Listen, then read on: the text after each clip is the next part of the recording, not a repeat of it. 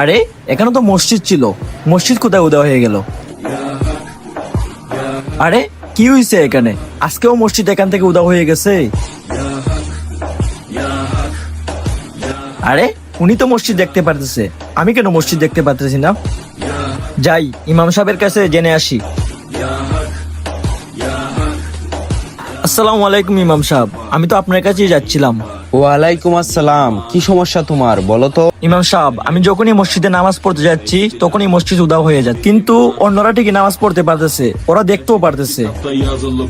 আপনি মনে হয় এমন কোনো কাজ করেছেন যে কাজ দেখে আল্লাহ তাআলা আপনার উপর নারাজ হয়েছেন, এই জন্যই আল্লাহর ঘরে আপনাকে প্রবেশ করতে দিচ্ছেন না। Sana yobaz derler, böyle olmaz derler. কিরে ভাই, তোরা এখানে বসে আড্ডা দিতেছিস? ওই দেখ আমি 5 ওয়াক্ত নামাজ পড়ি, লোকে আমাকে ভালোও বলে। আরে ভাই তোমরাও চলো আমার সাথে নামাজে। আরে আমার তো মনেই নাই, তোমরা তো শুধু জুম্মার নামাজ পড়ো, তোমরা জাহান্নামী হবে।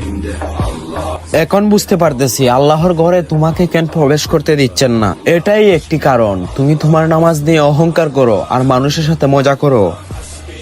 নামাজ নিয়ে যারা অহংকার করে তাকে আল্লাহ তাআলা পছন্দ করেন না। এখনো সময় আছে, তুমি আল্লাহর কাছে তওবা করে মাফ চাও। ইমাম সাহেব, আমি আমার ভুল বুঝতে পারছি, আমি আর কখনো নামাজ নিয়ে অহংকার করব না।